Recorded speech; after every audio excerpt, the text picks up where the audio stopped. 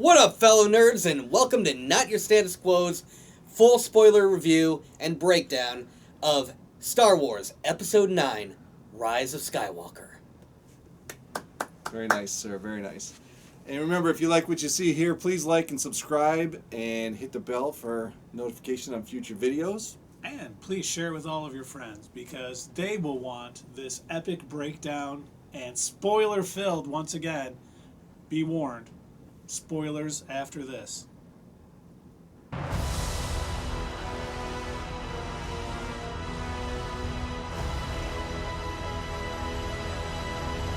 Bum, bum, bum, bum, bum, bum.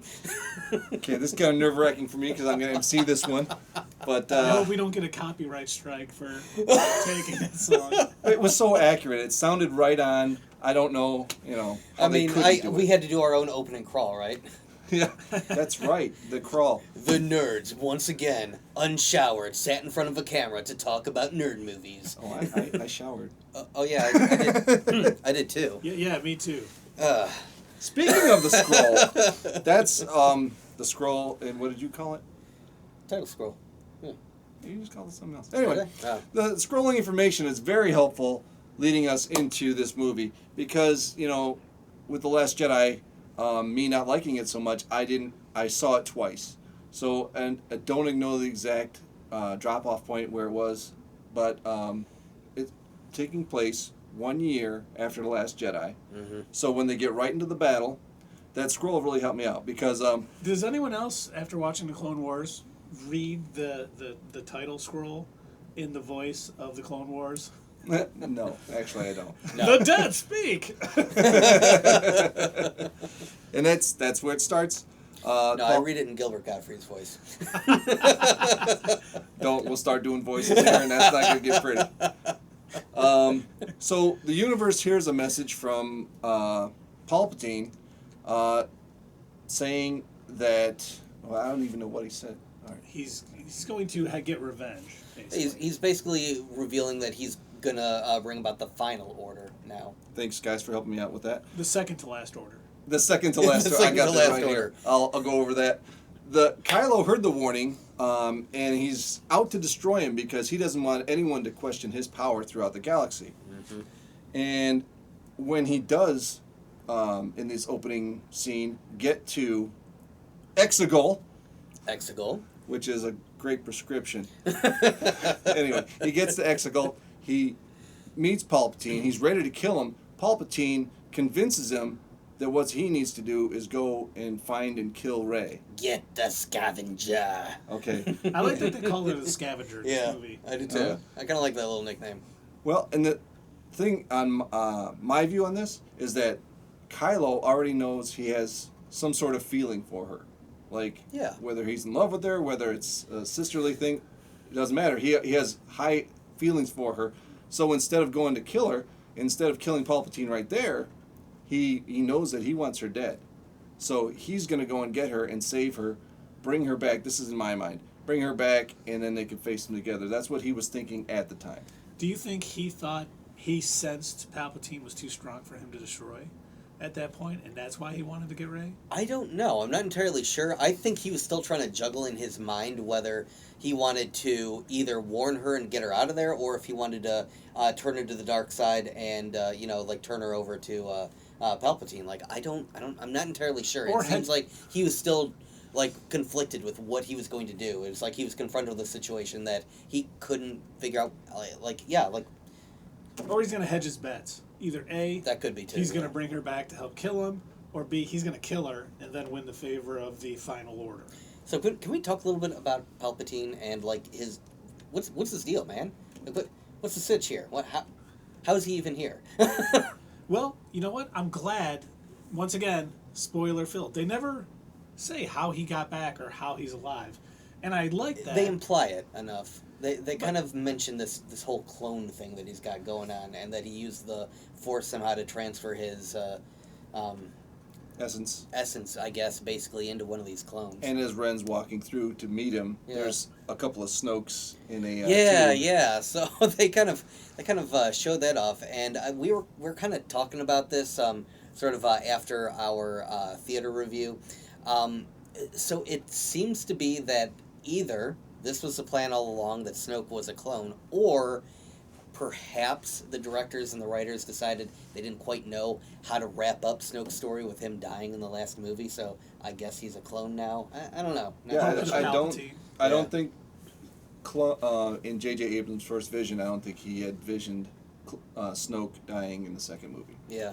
So they had to do something, like you said. Mm-hmm. Doug was saying this last night after the movie, that they needed to find a big bad. You can't introduce a new big bad at this point. Not at the last movie. It has to be somebody that's had a specter for the entire thing, and Palpatine was what they had to do. Yeah. Yeah. Pretty much. And he was a great big bad. Oh yeah. Yeah. You know. I mean, he's in all the prequel movies as having basically started the whole empire, from a trade dispute all the way to what it became, and everybody knows who he is. And remember, in The Last Jedi, Luke even said, Darth Sidious took us down at the height of our power. Yep. So he is definitely the big bad of all big bads. Mm-hmm. And then we get to the next scene, and Poe, Finn, and Chewie, they're all the Millennium Falcon, and they're playing that game that they played in A New Hope. And it's a funny callback, because they're all... that Chewie always cheats at. They're telling him he's cheating. And obviously they haven't heard that Wookiees pull people's arms off for telling them they're cheating. Well, Han isn't there to mention it. Yeah. And luckily he gets called away before... he's able to rip somebody's arm off. By true. Something happening. And so what their mission is, they went to meet a mole, or they were trying to get of a information. message. They heard there was a mole. Yeah. They got a message delivery from a mole within the New Order, and I said the first order, the last order, the second to last order. I don't know, the order of fries. Kylo, look at my final draft of the order. Yeah, and this is not the final thing that's going to come out. It's just the final draft. Does it have planet-destroying weapons? Yes, of course. Save as final. This one's the final for rear number 2. And so during their escape, as the Imperial, not the Imperial, but the First Order ships come in to stop this exchange. I mean, with the Emperor back, it might as well be the Empire again. And they fly out, and the Millennium Falcon has a new thing with the hyperdrive that I hadn't seen before. Is that the skipping. They were just jumping between and landing on different planets from hyperdrive. Which, God, that looks really dangerous. Yeah. Well, and I think it was what spice runners and smugglers used to get away from Imperials. And do you think that's how he knew how to do it? And that's why he knew how to do it. And that's why they kept mentioning his background. Yep. So I do have a question about that. I was led to believe that TIE fighters were not long-distance ships. I was really surprised about that. They're able to go into hyperspeed now? I guess. That has been the thing. It's always said they're not equipped with hyperdrive. They're short-range fighters. Because when they're coming up on that moon, they're like, wait, what are these doing out here? Those are short-range fighters. Mm-hmm. Well, it's been years and years. They could make advancements. I guess. If they shrunk down, a planet-killing weapon, I guess they're able to shrink down hyperdrive gear, whatever. Everything can be. I mean, look at phones. They started out big. Anyway, so they get back to where Rey is, where this was kind of a fan service, but I really appreciated the fact that she was training, and she's being trained, and she can't concentrate. Well, she can concentrate, but she's not connecting to the Force ghosts, I guess, the way she wanted to. So she starts to run the course, all of which I find very, much better than not having her train at all. And she's being trained. I'm glad she trained, but I don't think it was the whole outrage with the fans about her not having been trained. I think that was a little unnecessary, because we're watching The Mandalorian and we see Baby Yoda. It doesn't seem that he's been trained, but he's very powerful. Well, Baby Yoda is a Mary Sue. But what I'm saying is, it's possible to have a Force user Baby not Yoda be trained. Is not fighting Kylo Ren in their first scene. No, but he's still very powerful. Well, yeah, as but a so little was child. So was Anakin when he didn't know what his powers were.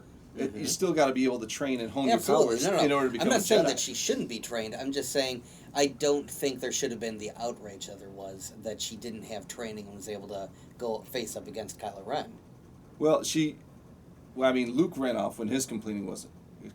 His training was not complete. He was complaining too. So you were right. And faced Darth Vader. So there's that. They always seem to rush off before their training's done. Yeah. But I appreciate the fact that they went back and had her train. I wanted to go to Tashi Station for power converters. And during her training, she throws her lightsaber, chops down a few trees, and one of them lands on BB-8. Oh yeah. And so when she's back there and she gets BB-8 out, Poe, Finn, and Chewie all return from the mission. I thought for sure that was going to come back to be a major thing later in the movie. Her throwing the lightsaber. And it never did. Yeah. Like a kind of a boomerang type. Yeah, it was a red herring. I was like, oh, this is coming back. As soon as I saw it, I'm like, this is how she gets Palpatine. So once again, this is spoiler filled. She did not. And there was a part at the end. I'll get to it. Just remind me about lightsabers.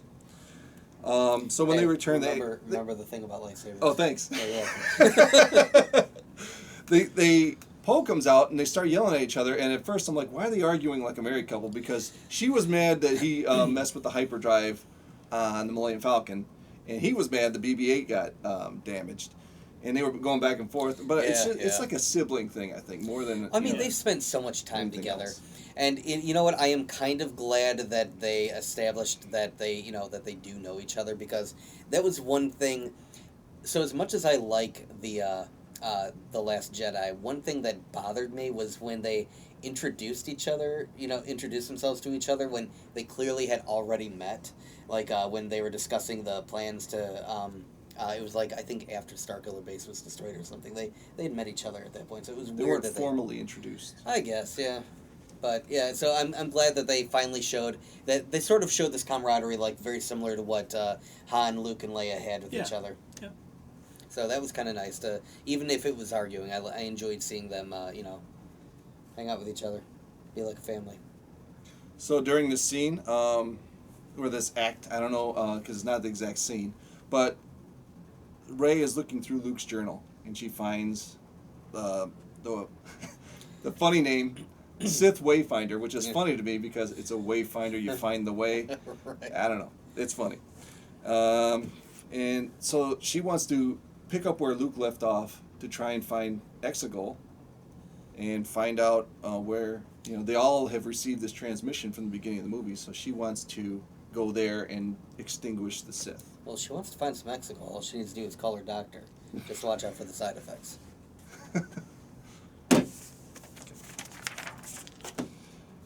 So in that search, they go to a planet having a party, which is on the...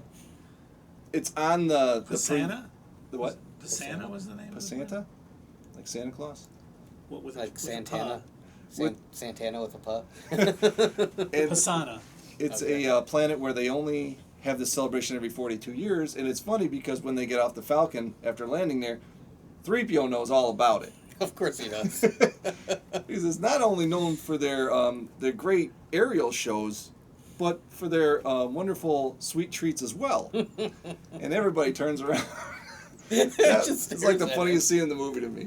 And then he just like, what are you guys looking at? You want to walk it through for a few more? Yeah.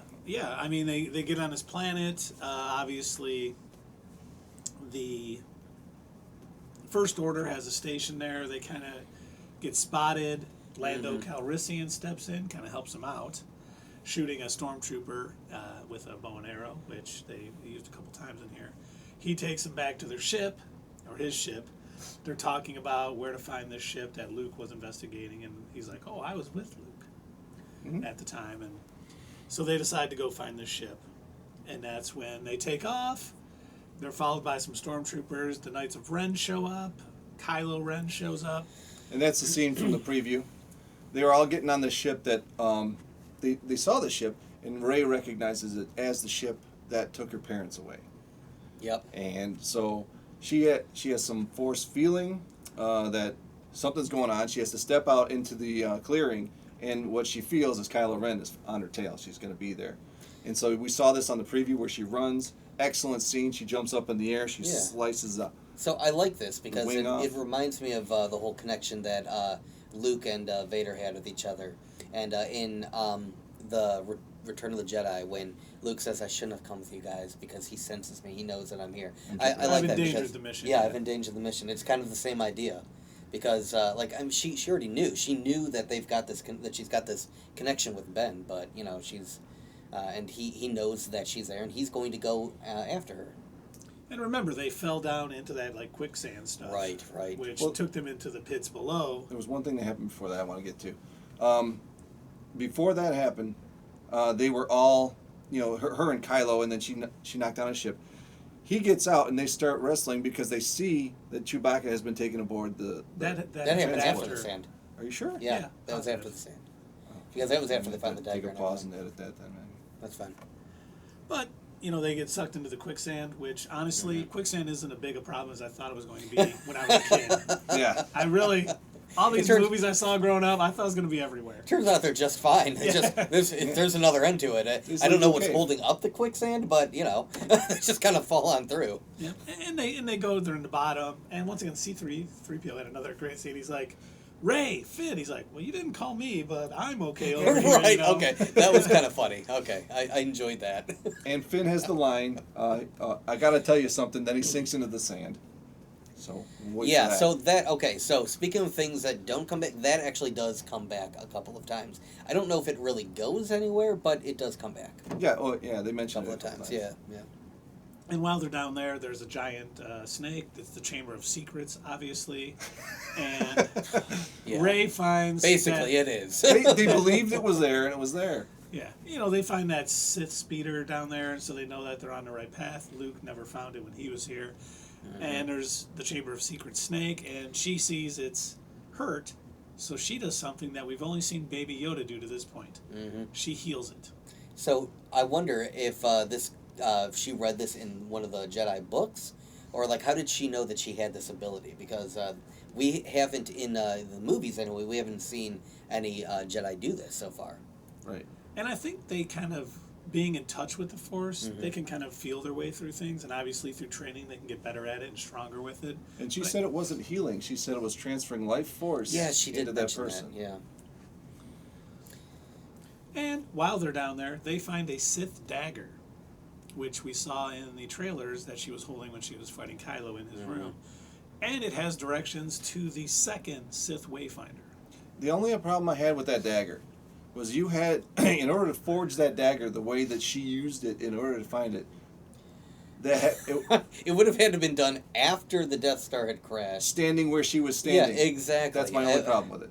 Other than that, it's fine. It was a large problem. I had the same problem with it. It could be magic. And it always senses where it should go. With its language of that which shall not be said. Well, let's face it. Leading into the whole Chamber of Secrets. It's a movie about space wizards. True. And let's not forget, when they found the dagger, 3PO could read it. And he could read it, but he could not recite it because it's a Sith language. It's forbidden for his programming to speak. So right. And he happens to mention, self-deprecatingly, well, I know exactly what it says. I just can't tell you. There's one way that we can get this information out of me, but it involves a mind wipe. Man, that would be terrible. Yeah. And Poe was immediately, let's do it. Right. No, Finn, I think, is the one who goes, hey, why don't we do that? Yeah. He's like, wait a minute, why did I say that? I don't want to do that. And we find out that Poe knows a guy who can do it. He does. Starting to get more into that Poe backstory about his maybe not so... Which it's about time that we learn a little bit more about Poe, Yeah. So they kind of get out of the Chamber of Secrets, and they're getting into the ship that this old person was running. Mm-hmm. It looks very familiar for those of you who remember the scene from The Force Awakens when Rey's parents having her flashbacks. Nobody was forging armor for her, though. I know. Huh. And the First Order captured the Millennium Falcon. They end up capturing Chewbacca and the dagger. As Rey's attempting to save Chewbacca, she's trying to, in a scene I liked quite a bit, she's trying to pull the ship out of the sky. Showing really the immensity of her strength. And then Kylo kind of shows up, so they're kind of fighting with the Force back and forth to keep the ship in the air, to pull it down. And Rey ends up shooting Force lightning out of her hand and blowing the ship up. I think that's where, if you're really paying attention, and I guess I wasn't throughout the entire thing. I was, though, but, let me just say this. That is a sign that she's a Palpatine. Right there.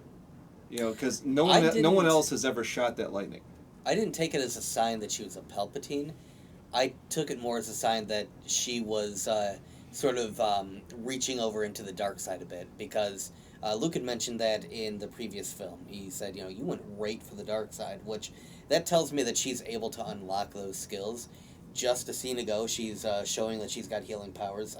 If you're watching our Mandalorian reviews, we talk about this with Baby Yoda, how at one point he does a bit of a Force choke, while on the other hand he also does a bit of healing. So it kind of shows that duality between being able to access both the light and the dark. And Luke even does that himself. Didn't we see Dooku shoot Force lightning? Oh, yeah, he did. yeah, we did. You're He right. did shoot So lightning. there's a dark side power. Mm-hmm. Okay, and then... You know what? One thing we forgot before we move on from this planet? Did you know stormtroopers can fly? Oh, yeah. They're following them on those little... Wait, they can fly now? They can fly now. They can fly now. They can fly now.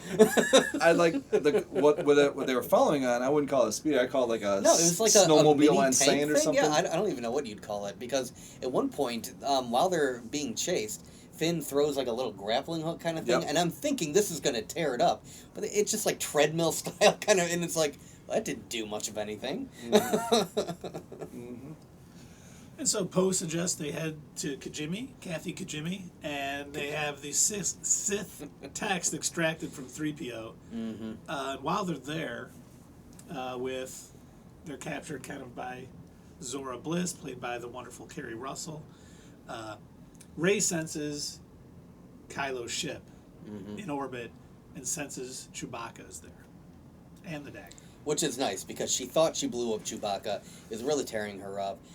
In fact, everybody actually thought that she did. I must have missed this when we were watching the scene.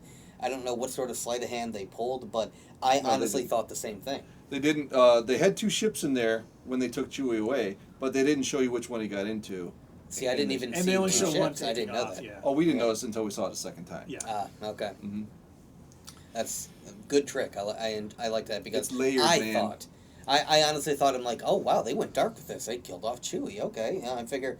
They're going all out, killing off all of the old time characters. I was thinking the same thing. God, Yeah. any original trilogy characters left? 'Cause Right. they're not going to last this movie. Mm-hmm. It's like Han dead, Luke dead, Leia. I mean, just about to be dead. I mean, it's just like we need to get rid of all of them. Everything must go. Out with the old and with the new. Right. So while they're extracting this information from 3PO, they decide to go into the Star Destroyer and rescue Chewbacca. And while they're there, they end up splitting up. Rey's going for the dagger. Poe and Finn are going for Chewbacca. They end up freeing Chewbacca. Well, Rey, Let's talk about something. Yeah. So, General Hux. You can't just skip over well, that. no, not even that. I'm talking about before that. So this whole thing with resetting C-3PO, that was it turns out the only way that they could do that. No, they did. They reset him before they went up into the ship. Did they? Yeah, I think they did, yeah. they definitely did, because he was confused and trying to, he was like, "Do you guys do this all the time?" So we'll. I've been my first firefight. Yeah, exactly. Yeah, my oldest friend. Yeah. Oh my God, my oldest friend, Jesus Christ. He was really fucking funny in this movie. The more I think about it, 3PO is probably my favorite character in this movie. I really want to address something about 3PO, but I have to do it on an overall scale. We'll at the do it end. at the end, It involves what we're talking about right here. Yeah. But so anyway, again, this was kind of like a big deal, sort of. I mean, it should have probably been given a little bit more, I guess, a little more time, a little more of a heart-wrenching thing, because effectively what they're saying is they need to completely wipe 3PO's memory in order to extract this information, in order to get this Sith language. And they're basically like juggling with, we're about to lose our friend, but it's for the greater good. We have to do this if we're going to save all of these lives. Yeah. Because they know what Palpatine's about to do. He's going to sick this entire armada on all of the planets that refuse to side with the Last Order, I guess is... Final Order. The Final Order. Is this your final order? And Right. C-3PO is totally fine. See, there's a droid is willing to give his life for the entire galaxy to live. And, we've got another new little droid friend. I'm sure you guys have seen the toys and everything. Dio, yeah. So he's bouncing around this whole time, and he's clearly... very polite. He's very polite. No, thank you. Whenever anybody tries to touch him. But, so the little dude that's actually resetting 3PO's memory to try and get the Sith language, he's kind of a cool little guy. Yeah. I'm thinking, like, he's going to be this... like code breaker from Last Jedi or whatever, but it turns out it's a little elf man. Oh yeah, he was awesome. Giant he hands. was. Yeah. Yeah. But also, so we mentioned previously that this gives us a little bit of backstory into Poe. We finally learn a little bit about him, which is nice. We find out finally that he was a spice runner, and that he had romantic relationships, it seems, with what was her name again? Zorii Bliss. Zorii Bliss, yeah. And so she wants to kill him. She wants him dead. It takes a little bit of his smooth talking, kind of Han style, to get past that. And, he was very Han Solo in this movie. He was very Han Solo. He was. I thought Oscar Isaac and I did a think great that job. was on purpose. Oh, I I definitely. Absolutely. Okay. So, they split up on the ship. Rey goes in to get the dagger and Chewie's belongings. She has a connection with Kylo Ren. Mm-hmm. They kind of battle. He figures out where she is when they knock over Granddaddy Vader's helmet. And he's going to come up to the ship. And while this is going on, while they're freeing him, Finn, Chewbacca, and Poe get caught by stormtroopers. They didn't get shot, but in the first time ever, a stormtrooper shot somebody. So I'm and shot noticing Poe. something every single time that they're in a battle with the Empire or the First Order or whatever. You notice that they're always willing to capture the rebels or the resistance. Like, okay, drop your weapons, but if it's up to the resistance or the rebels, they're shoot first, ask questions later. It's who are the good guys again? Well, the First Order, they have a prison system. The rebels do not. And they're ordered to be executed, which Doug made a good point. They could have just shot him while they were all down. Yeah. And General Hux takes him with a couple stormtroopers, and he says, I want to be the one to do it. He takes the gun and kills the stormtroopers and reveals himself to be the big spy. But it's like he's not even doing it because he even says, I don't care if you win, I just need Kylo Ren to lose. This is like a pure spite thing, probably because of the way that he was treated and tossed around like a sack of potatoes. And that's something that somebody with his character would do, I think. Oh yeah, I definitely thought definitely. it was a character, yeah. That was, so I don't see that as like a big change. I see that totally as him in character because him and Kylo, even in the first movie, in The Force Awakens, and they've always been at each other's throats. Yeah. It kind of reminds power me... in The Force Awakens, and then when Snoke died and Kylo became Supreme Leader, you could tell it was... Well, it kind of reminds me also of the way that Vader would interact with some of the other generals, because they wouldn't look at him, at least in A New Hope, they didn't look at him as like the Lord of the Sith or whatever. They saw him as like an equal, maybe, as a lesser, and they would even give him commands like, Vader, enough. Well, So- he finds their lack of faith disturbing. Yeah. But he listens to them, that's He the does. point. No, absolutely. Well, I'm sure the Emperor told him to. Mhm. You can't murder everybody, Vader. Right, and it seems to be a similar dynamic anyway between Kylo Ren and...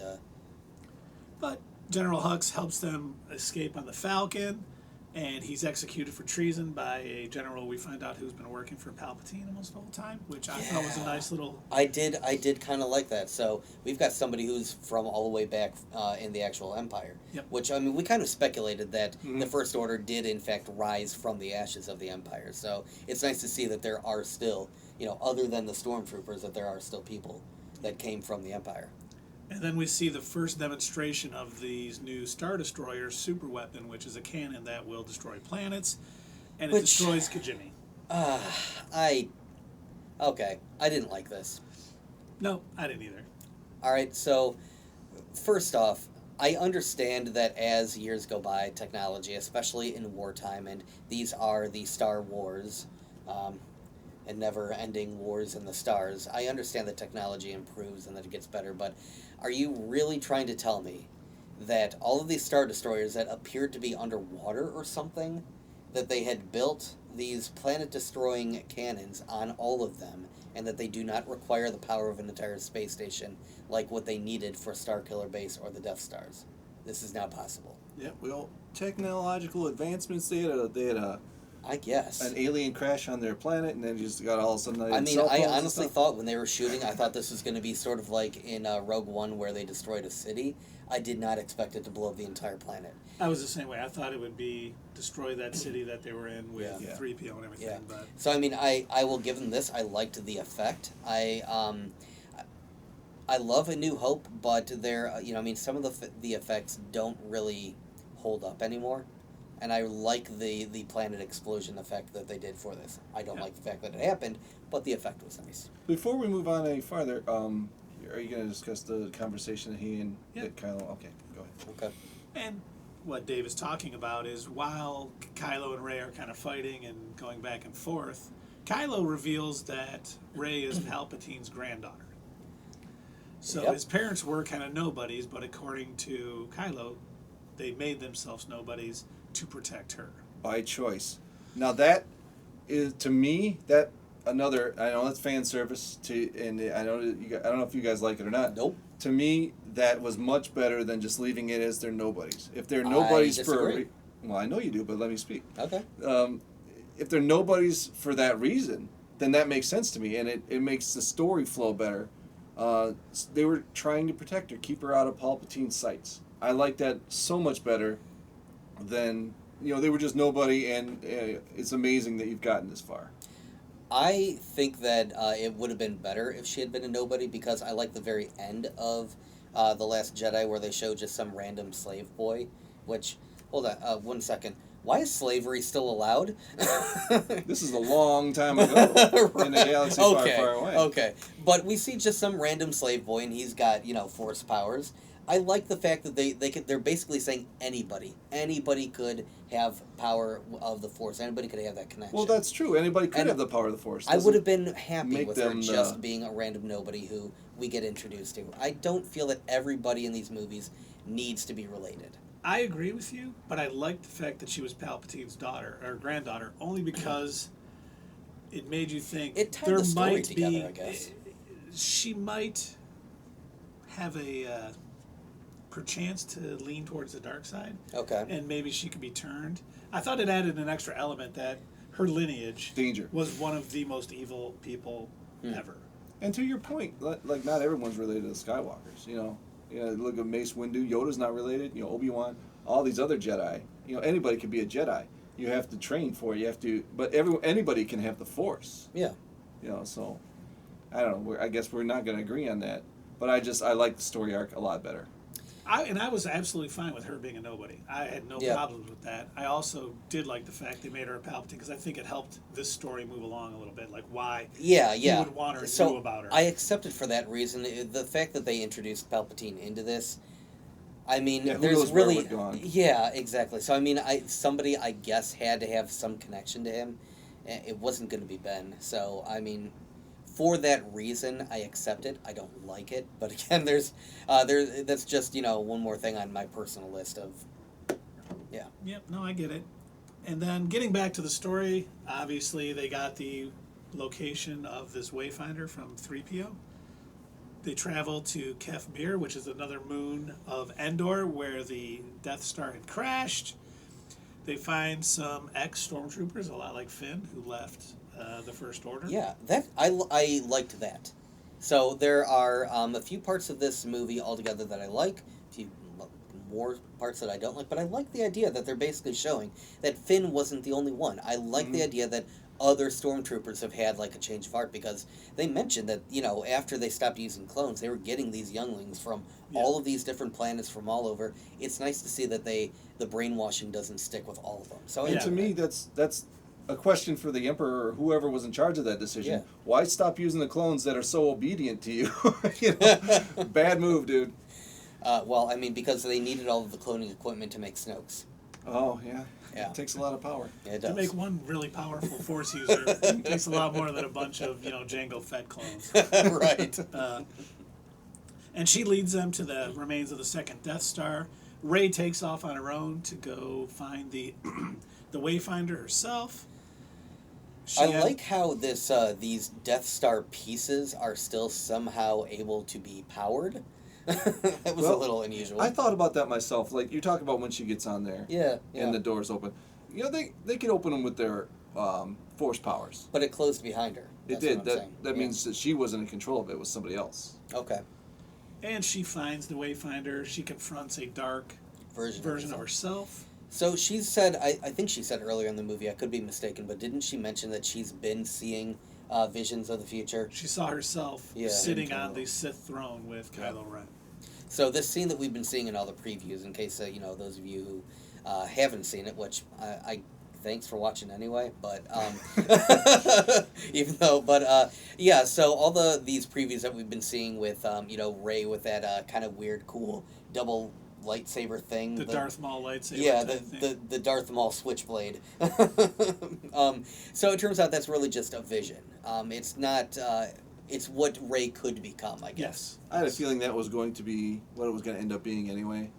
She could not do a flip like that in the final episode of a 9-movie series. As cool as that would be to have her flip to a Sith like that at the end, they wouldn't do that in the finale of the Skywalker saga. Yeah. But Rey shows up, he crushes the Wayfinder, Rey and Kylo are battling, ends up, Leia reaches out with the Force, being a master now, and kind of contacts Kylo or stops him. So he drops his saber, Rey stabs him. I got confused for a minute when we were watching this. I didn't realize that Kylo Ren was actually there. I thought, because they've shown them interacting in different spaces so many times throughout this movie, I thought this was another moment, and I didn't realize that he was actually physically there until they showed his ship. And I was like, oh, this is actually happening, because they had a lightsaber battle earlier in 2 different spaces. Yes. And so I thought that that's what was happening again. I didn't realize that he had flown to this planet to come after her. But something that I mentioned last night in our spoiler-free review is one thing that I appreciate about these movies. With each one of these movies, and this is my opinion, I know some people have disagreed with me, I think that the lightsaber choreography is getting better and better.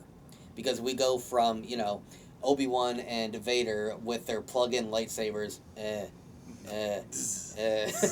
to, slowly, okay, now we've got Luke and Vader, and they're a little bit more acrobatic with it, and it keeps getting better and better, and now we've got, slightly better computer graphics in these movies, and they're flipping around and doing all sorts of cool stuff, and now we've gone from, Kylo doing one stab to, everybody is getting stabbed with lightsabers, and it's kind of cool. I like how it just keeps advancing with each movie. It's kind of sad that, what's coming up in the universe besides the Obi-Wan series, we probably won't see that too many more lightsaber duels, Probably not. I think we will, because I think that's a highlight for a lot of people, and I think Disney and Lucasfilm will realize that, hey, as great as The Mandalorian is, they also need that Jedi aspect in this universe. So. Some Disney exec with a cigar. Look, I don't care what the story is. I just need space wizards and laser swords. Make it happen. It's a moneymaker. So she ends up stabbing Kylo when Leia reaches out, and she senses that Leia dies at the same time. And then she uses her force healing, or giving some life force into Kylo, which... is a very powerful. But did you notice it didn't heal his uniform? I mean, she's not it's that only powerful. Heal it's not that good, So when I saw this in the theater, I thought, "Are you stupid?" Because I did not think he would turn that quick. I think that must have been what Leia's final move was. They didn't really explain it in a whole lot of detail. They kind of vaguely mention it on the Resistance planet or whatever. They kind of, this is her the last way to reach out to Ben, but last of her energy. Yeah, the last of her energy to do this, and I assume that must have been what she did. Was she, I guess, healed his brain or something? I don't fully know. I think that when he died, Kylo Ren died, just like what happens a little bit later. I think that killed Kylo, and then when she resurrects him with the life force that she brings back Ben. Wait, hold on. You just made me think of something. When you said Kylo Ren died, maybe he died, and Leia's spirit inhabited his body? No, I think it was Ben. So. You think? I think he realized he had like that epiphany as he was dying that what like he's he doing heard from his mom and then he died. and he has this connection with Rey and Okay. he's like When we get to the end, I'll mention why I've thought of that. No, that's So, we definitely will. But remind me, yeah. The entire string. Let's remind Dave about something at the end of this. C3PO. Yeah, Oh, yeah, okay. remember your thing. The thing. The thing, yes, got it. So All right, then perfect. she heals him. She steals his ship, and she goes to. Yeah, She goes. I love that. Heals him like deuces. I'm out. I'm out. And she heads to Ahch-To, the island that Luke was inhabiting when he did. She ends up. She's destroying his TIE fighter. She's gonna do what Luke did, and Luke's Force spirit shows up to catch. She's gonna just hang out on an island and And Luke says, "No, what are you doing?" He said, "I was wrong." Kind of. Luke JJ is kind of basically giving the middle finger to. basically speaking for Johnson. all of the raging fanboys who were upset that Luke was acting like that to begin with. I was wrong. It was out of fear. Well, he had to say that in order for this movie to reach its completion. No, Yeah. And I he says, get why they did the things that they did. Yeah, and she has to face Palpatine like he had to face Vader, and gives her Leia's lightsaber and his old X-wing. And she's like, I she can't has get his to lightsaber I as can't well. get to Exegol, and he goes, Okay, now this seems pretty cool, but I did not know that Leia had a lightsaber. Was that ever brought up in like any of the Rebel series or anything like that? Okay, so this wasn't something we were supposed to know about. This is remember they show the scene of them training together as young And and she decides to stop. Yeah. Okay. And so she gets the Wayfinder from Kylo's ship, puts it in Luke's X-wing, and blasts off for Exegol. And I love that even as it goes. So that's another thing that I kind of kept from the Last Jedi is the fact that a Force ghost still has power over the Force. Yeah. So like Yoda was able to bring down lightning and burn and then laugh like a maniac at the Jedi Temple. Luke is now able to finally lift the X-wing, which is something that he couldn't do in. That was a good callback. Yeah, it was a really good standing there callback. Smiling too. You know. Yeah, he was happy about the whole thing. He was smiling at the audience like, you remember when I couldn't do that? I can do it now, guys. You know, and you really don't even need to be alive in this universe if you're a Jedi or a Sith. Yeah. You can still affect outcomes. Apparently. Well, and then we get we've already talked about that Kylo is now Ben again, but he does see a memory of his father, Han Solo, that kind of cements him being back. He whips his lightsaber into the water. Yeah. It's sort of a callback to The Force Awakens. It's almost the same exact conversation where Kylo says to him, I don't know if I have the strength to do it. Yeah. I know what I have to do, I but think I it's don't the know if I same have the line, strength to do it. Yeah, it is. Yep. And Han basically says, "Come home, Ben." He says, "You do have the strength." Yeah. And so this time, instead of killing the memory of his father, he tosses his lightsaber. Well, it was kind of faulty. You know, there were exposed wires. He had to get rid of it anyway. You know, True. That is a good point. It was pretty banged up. So we see back to Finn and them, and all of a sudden, C-3PO is saying R2's on the fritz because he says he's receiving a message from Luke Skywalker, or Master Luke. Yeah. And it's Rey in his X-Wing, basically letting them know how to get to Exegol, bring the fleet. Mm-hmm. She arrives on Exegol. She confronts Palpatine, Emperor Palpatine, who demands that she kill him and transfer his spirit into Rey. What is with him always wanting people to kill him? I mean, he's demanding this an awful lot. Well, do it! Well, he's always got a carrot, dangling at the end of that string to make you do what he wants. He's a master manipulator. He really is. He definitely is. I mean, he didn't create the Empire by, And it didn't happen overnight. And once again, he's like, kill me, you'll become Empress Palpatine, you will rule this galaxy. And if you don't, your friends are going to die. So reminiscent of Return of the Jedi. Absolutely. He opens up the door and you see, it's almost identical to when he's showing Luke the trap that he had set for... It's a trap. You know what? Exactly. And I didn't have a problem with it. Oh, I didn't either. It worked in Return of the Jedi. It works here. I mean, I saw it for what it was, but, I mean, it's within his character, obviously. Yep. It didn't work on Luke, but maybe it did work on his own blood. Who knows? So... Ben is there. He shows up. He's fighting the Knights of Ren. Which is, to me, was a badass moment. He comes to this place that he knows what's going on there, unarmed. You know, and the goodness is going to carry him through. He got the weapon. He shot down that guy without even looking at him. Something that I liked about this, we kind of halfway mentioned it earlier when we talked about how he figured out where Rey was when they were fighting each other in different locations. So he finds out because she's in his chambers, and what they're able to do, other than just connect with each other, is they're able to transfer items between each other with this like weird he takes her teleporting power. Yeah, that's how he figures out. Yeah. Well, no, it was the Darth Vader mask crashing. That's how he knew where she was. No, I know, but I'm saying earlier. Yeah, that's he true. took the necklace from her. Yeah, they did research and found it. They actually used that. She, who has 2 lightsabers at the time, because she has Leia's and her own. She's supposed to put the lightsaber over his head to take Palpatine's out Emperor Palpatine, and instead she uses that to hand it to Ben Solo. He can then easily take out the Knights of Ren. I love his reaction. He's just like, all right, we're ready to go. Right. Now we're on. Let's do it. And so now he's using a blue lightsaber of a good Jedi. He's a very good boy now. And he arrived.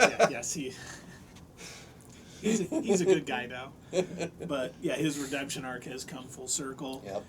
He shows up to help Rey, and Palpatine basically does the opposite of healing. He is draining the life out of Rey and Ben Solo. You don't want to call it what I called it? No, I don't. This isn't for kids, but I'm not going to call it what Doug was calling it. Call it the life suck. And that's just a few letters off from what Doug was calling it. And while he's doing it, he basically says, you could have ruled this galaxy, but now with your 2 power, I'm basically going to come back into power. And he ends up whipping the last Skywalker over a partial cliff that was kind of going down. Yeah, he basically did the same thing that had been done to him. And he even says as much, too. He says, I'll toss you as I was. I fell, and you will fall as I fell. Yeah. So one thing that I think, if I understand his plan right, he transferred his consciousness originally from his dying body that was blown up in the second Death Star to one of these clones. Is that what he was trying to do again with Rey? Was he trying to put his consciousness into her? I think so, because he kept saying, all the Sith are in me and they will be in you. I think he felt once all the Sith was in her body, he would take control. I don't see him just giving up power. No, I think he wanted to take control of her body by doing this. Like if you go back and watch Revenge of the Sith, he did the same thing with Anakin. He promised him all this stuff. As soon as he got him to switch, he was like, "Nope, that's off the table." That's not happening. So you know what's funny about that is he mentions, speaking of Revenge of the Sith, he mentions that with Sith powers, he could even bring someone back from the dead. But it turns out it's really something from Darth Plagueis the Wise. Right. Mm-hmm. But it turns out that's what the Jedi could do. Yep. Well, I don't know about back to life. Well, I mean, Kylo looked like he was about to die. And Rey coming up looks like... coming up very shortly. Well, we'll get to that. We'll get to that, yeah. So, they're both down. Palpatine, and I am assuming, they never said this, but he was basically using his Force lightning to knock out resistant ships out of the sky. Which is another power that's pretty amazing that they hadn't shown. I'm assuming it was only because he was on that planet, which seemed to just be full of dark side power. Yeah, they mentioned that it's a Sith planet in the unknown zone. Yep. Because nobody knew where this planet was exactly.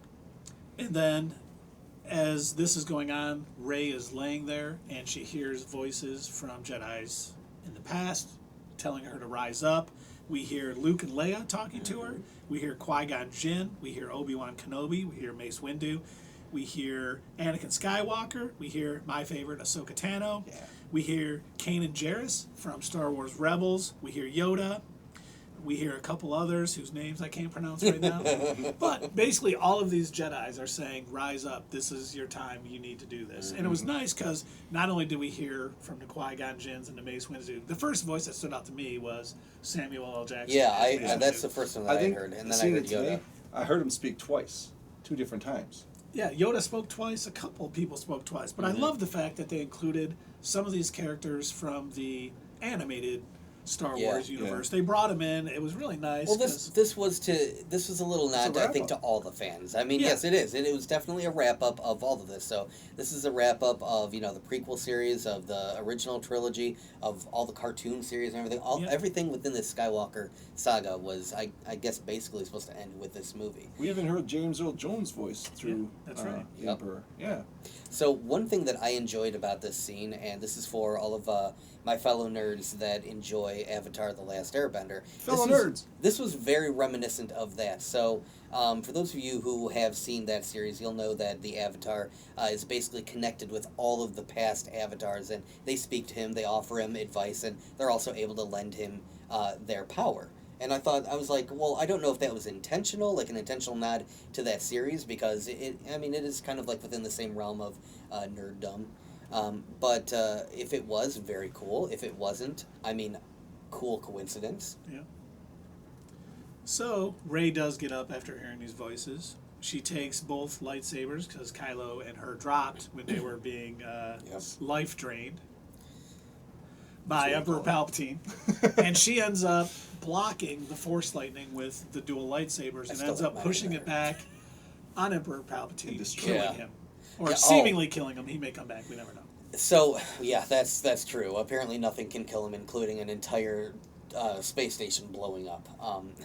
But I did really like that effect, showing his skin literally being rended from his bones. That was like one step further than Mace Windu did to him. Yeah.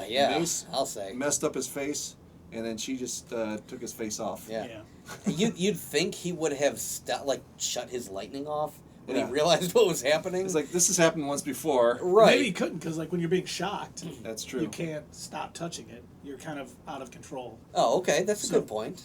I was sitting there wondering, I'm like, why isn't he stopping? He knows what's happening. Yeah. Stop shooting yourself. Stop shooting yourself.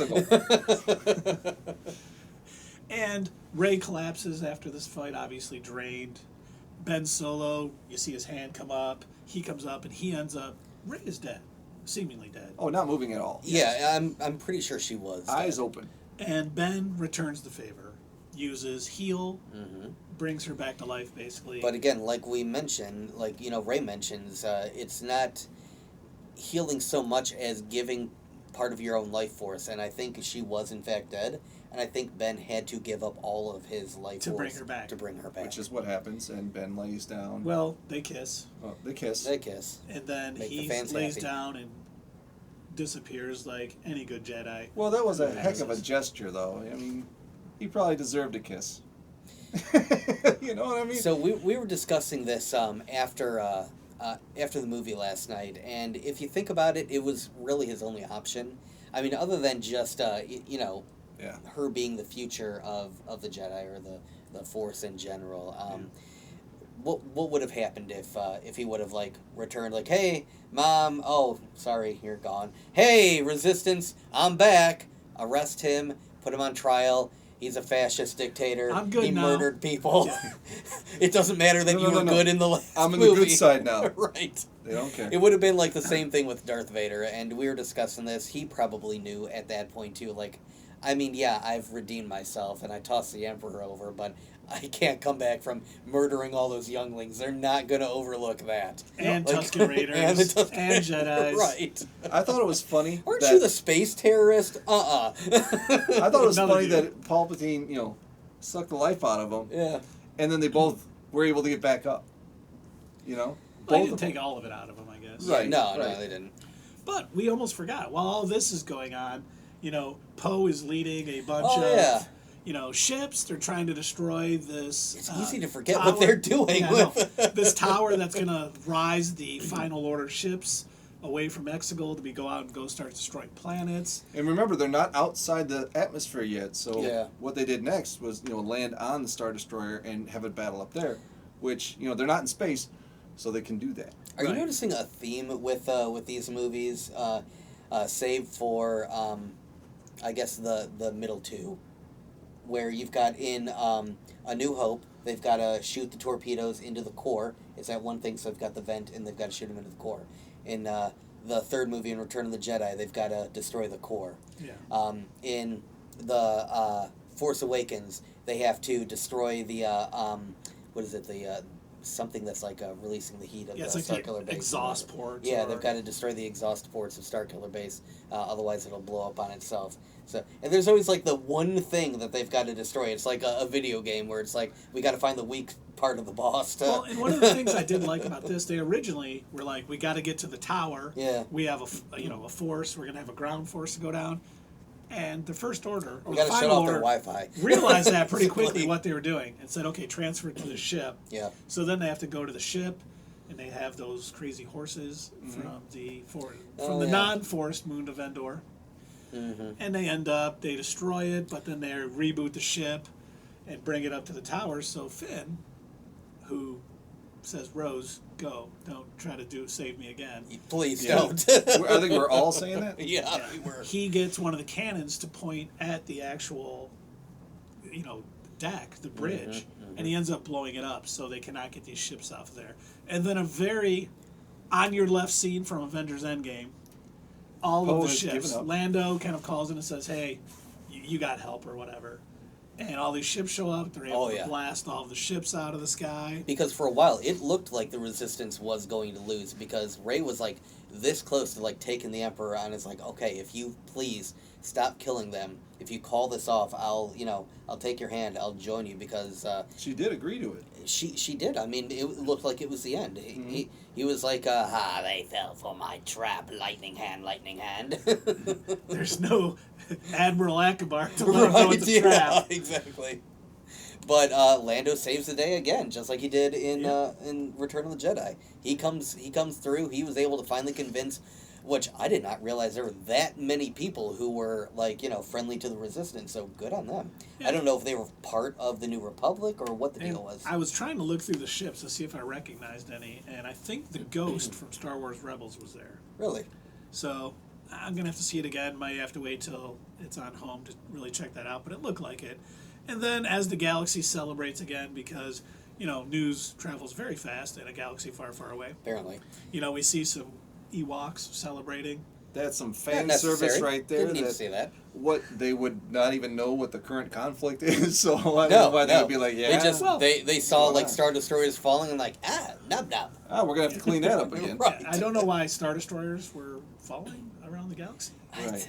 Well, because once you take down the main hub, it takes them all down. Is that how it works, though? It's something we learned in Independence Day. You take out the mothership, they all go. So then we see Porgs. We saw Porgs earlier. We talked about kind of the fan service, how it can be done well, and there was some good and bad fan service in this movie. They showed a lot of fan service in this movie. Rey travels to Tatooine, and she goes to Lars, Uncle Owen's moisture farm, and she buries Luke and Leia's lightsabers there, since they are both passed as kind of a final resting place for them. It really was tying it all together because these were some of the first scenes that we see on Tatooine, and now they're going to be some of the last scenes that we see on Tatooine.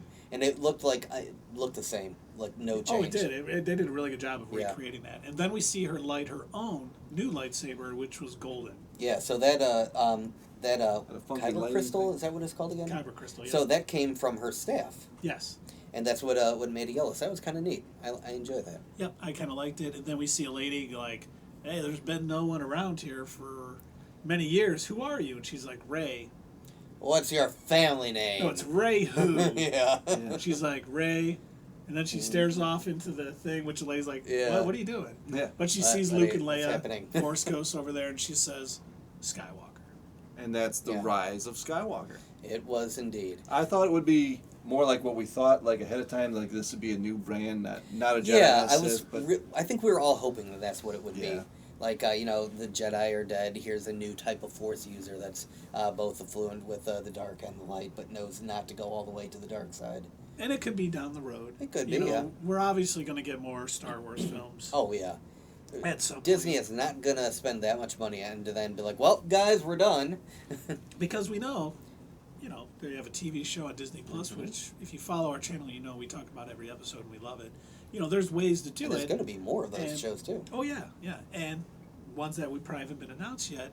And maybe that's a talk for another day. We can come back and talk about what is the future of Star Wars and what we're going to get. I've got a couple of theories, so we could definitely do that in another video. So come back for that, but let's rate this movie. Okay. Keith, you want to start? I can.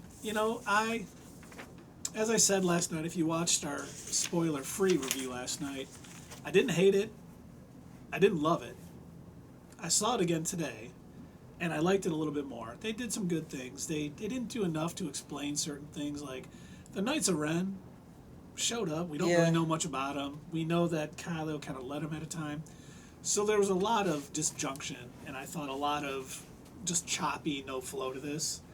But overall, I enjoyed it. I liked the story, and I liked some of the things they did. And overall, I enjoyed it while I was sitting there. But it wasn't great. Out of 10? Out of 10, I'm probably going to give it 6.8 out of 10.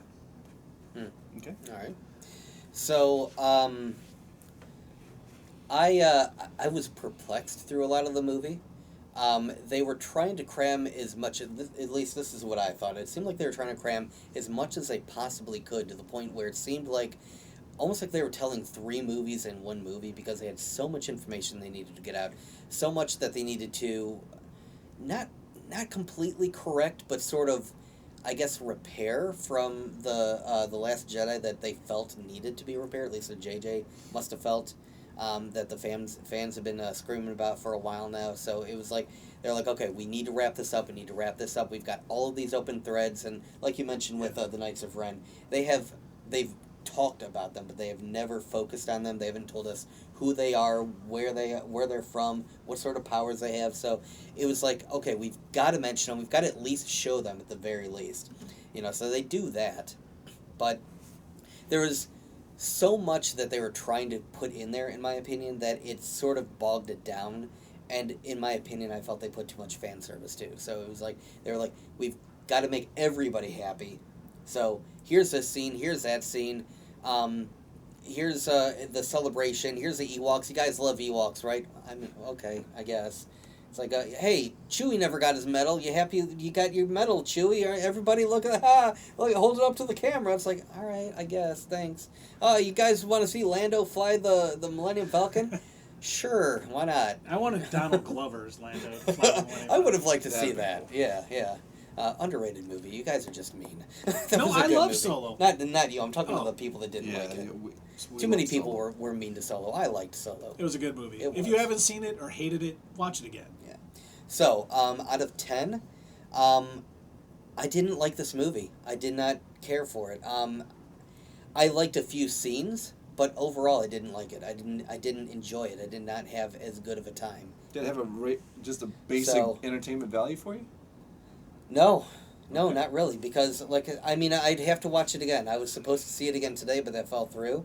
Maybe my views will change, but right now, I would give it, out of 10, 4.2. Wow, that's harsh. Now, let me, and I understand. Something you said made me think of something. If they would have taken the Return of Palpatine and made that the trilogy, instead of what we got, I think we could have got an absolutely tremendous trilogy, because there was enough in this movie to span out over 3 movies, and it would have had a much better flow and a much better thing. So if they would have done that instead of just jamming them into the last movie, coming back, if Force Awakens would have been the Return of Palpatine and Rise of Power and all that, I can see that being much better. But for me too, the whole trilogy kind of faltered because there was no clear direction. Oh, yeah. That's exactly what I was about to say. I was going to say, yeah, if we're going to talk about the entire trilogy, then I think it was a little disconnected. It seems like they didn't have an overall plan for 3 movies.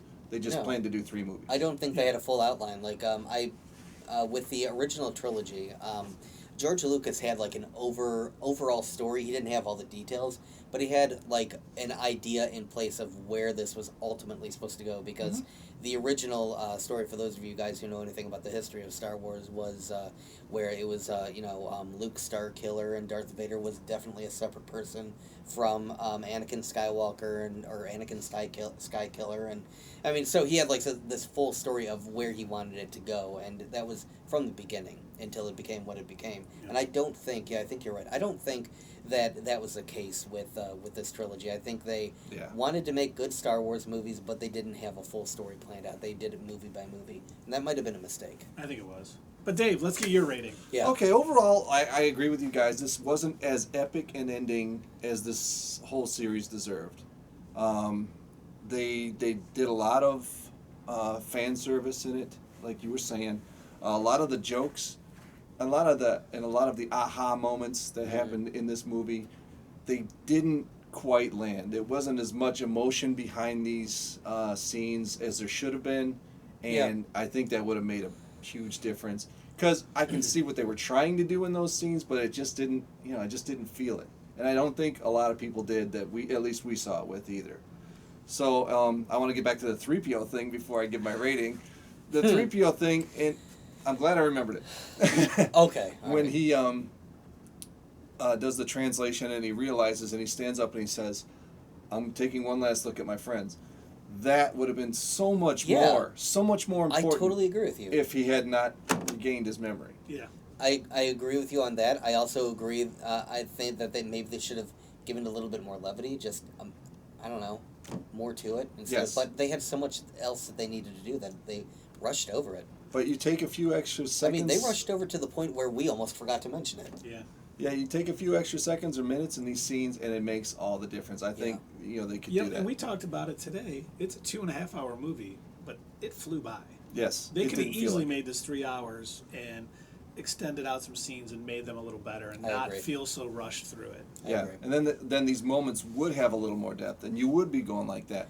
When they were cheering at the end, I wanted to cheer with them, but I was like, oh, that's good. That's a great thing, So, I don't know. On a scale, I do know. On a scale out of 1 to 10, I'm going to rate it, a C, 7.5.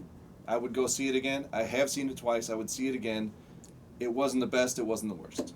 Yeah, I definitely will see it again. And, with some of these movies, what are the, rewatchability factor?